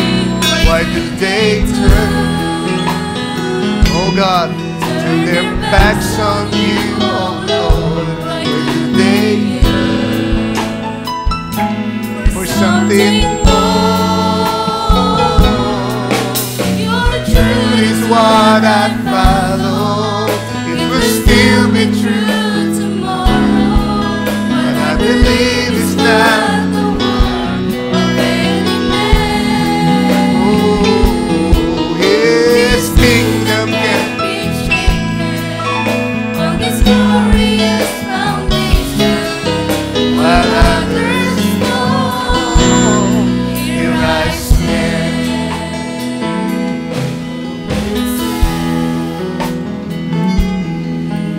a great falling away. I know they try, have mercy, Lord, to complicate what you said, but in my soul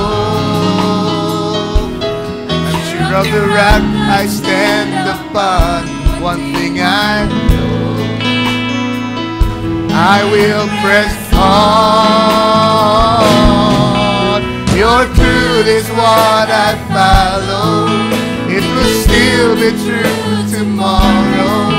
What I believe is not the word of any man.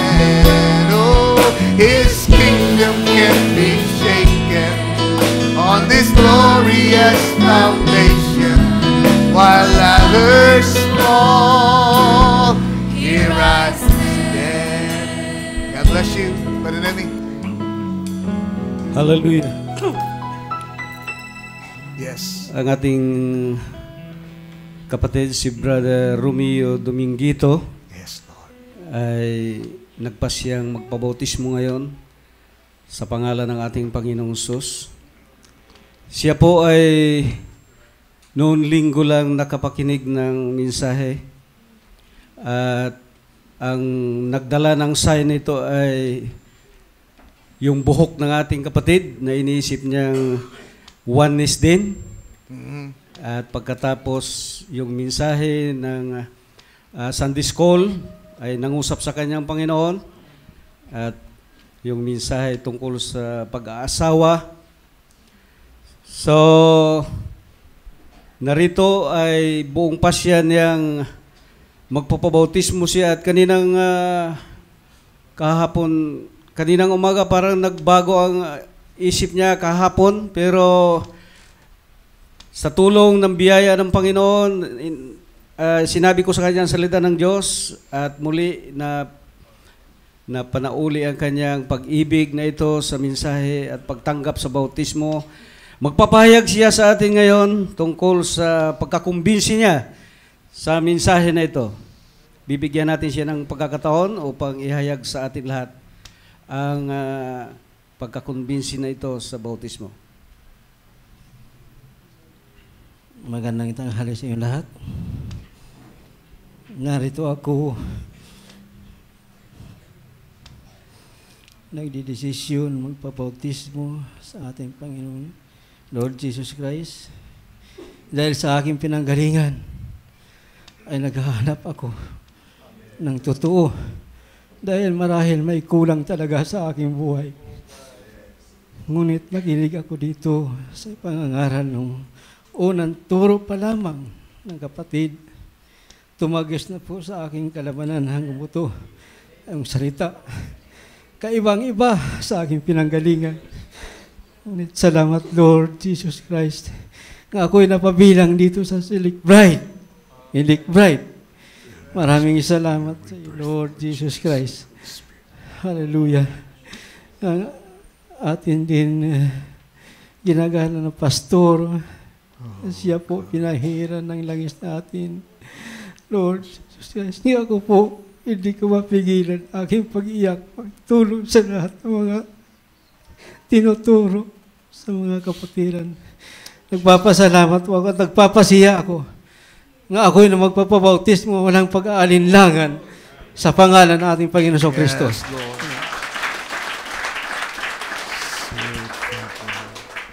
Holy Spirit. Yes, Lord. Thank you, Jesus. Brother Romeo, yamang buong tapang na iyong ipinapakilala ang pagtanggap sa mensahe na ito sa huling panahon ay binabautismohan kita ngayon sa pinakamakapangyarihan at kataas-taasang pangalan, Lord Jesus Christ.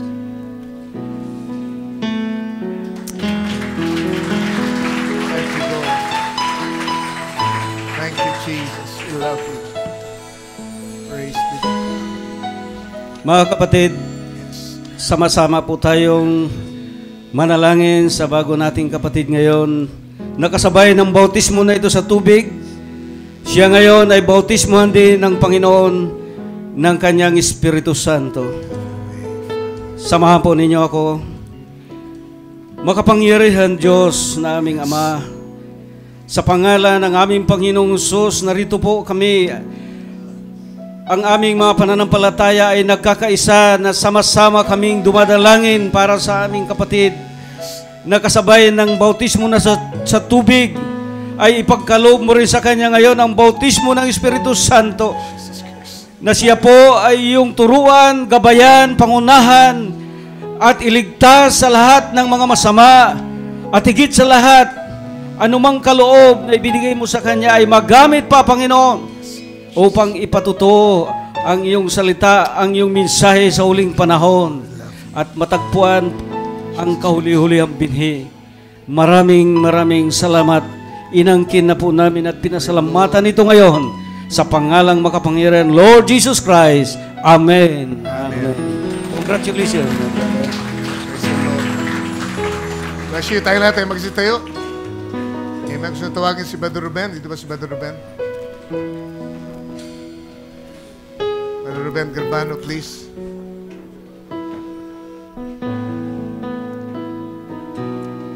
Praise the Lord. Tinawag ko siya kasi birthday niya ngayon. Happy birthday, Brother Ruben. God bless you. Ikaw ang magsara ng ating gawain ngayon sa pamagitan ng panalangin. God bless you. Praise the Lord. Hallelujah. Salamat po sa Panginoon sa karawan kong ito. Hallelujah. Invited po kayo mamayang hapon sa dakilang hapunan. Hallelujah. Praise the Lord. That's good. Amen. Hallelujah. Salamat po, Panginoon, dahil pina-smile mo ang aming mga puso sa umagang ito. Amen. Thank you. Lord, salamat po, Panginoon, na kami tinuruan mo, Panginoon. Lord, na kumain, Panginoon, hindi sa pagkain ay tinuro ni Balaam, Panginoon. Hallelujah. Na mga inaalay sa mga Diyos-Diyusan. Salamat po, Panginoon, dahil Lord, may hapunan kami. Lord, may pagkain kami na pagsalsaluhan mamaya. Lord, hindi lang yun. Ngayon pa lamang, Panginoon, Lord, ay pinapakain mo na ang aming mga kaluluwa, Panginoon. Lord, yun ang pinaka-sentro, Panginoon, na dapat naming pasalamatan, Panginoon. Lord, yung mga kapahiyagan, Lord, na hindi makuha, Panginoon, kung saan-saan man, Panginoon. Kundi sa dako, Panginoon, na provided place, Panginoon. Kung saan naman ay tinataas ang iyong makapangyarihang panghalan. Lord, tunay, Panginoon, na ikaw ang Diyos na patuloy, Panginoon, na nag-provide, Panginoon, sa pangailangan ng iyong mga anak sa dakong ito, God. Lord, napakabuti mo, Panginoon. Kailanman hindi ka nagkulang sa amin, Panginoon. Lord, hallelujah, punong-puno ang aming pasalamat, Panginoon. Lord, tunay, Panginoon, na napakabuti mo. Salamat sa buhay ng bawat isa, Panginoon. Lord, na dinako ang mga paa para, Lord, kumain, Panginoon, manginain sa mga preskong mga salita mo, Panginoon, na dumadaloy, Lord, na ginagamit mo ang aming pastor, Panginoon. Lord, salamat sa buhay na yun, Panginoon. Lord, nagbinigyan mo ng katatagan, kalakasan, Panginoon, upang isabuhay, Panginoon, ang mga salita mo, Panginoon, Lord Jesus. Kaya salamat po ng marami. Salamat sa araw na ito, Panginoon, na tulungan mo ang bawat isa, Panginoon. Lord, na bumalik, Panginoon, mamayang hapon, Lord, upang enjoy namin, Panginoon, ang manifestation ng mga pagpapala mo, Panginoon. Salamat po ng marami sa iyo namin na, Lord, ipinagkatiwala ang bawat isa. Lord, hayaan mo, Panginoon, ang pansamantalang paghiwalay-walay namin, Panginoon, Lord, ay dala-dala namin ang, Lord, mga pagkain na yun sa kaibuturan ng aming puso, Panginoon. O God, na, Lord, makita ng bawat, Lord, mga tao na nasanlibutan, Panginoon, na kami ay pinagpala mo, Panginoon. Lord, hindi lang sa pinansyal, hindi lang sa physical, Panginoon. Lalong higit, Panginoon, sa spiritual. Kaya mapupurihan ka, mapasalamatan ka. Sa iyo namin pinagtagubilin ang bawat isa sa amin. Napakabuti mo, God. Purihin ka, Panginoon. Oh, pasalamatan ka. In Jesus Christ name we pray. Amen. Amen. Hallelujah. God bless you. Palahin natin, Panginoon. Magkamayan tayo sa isa't isa. Amen. Habang inawit natin, minsan pa yung chorus ng ating awiting kanina. His truth is what I follow. Amen. Bless you all.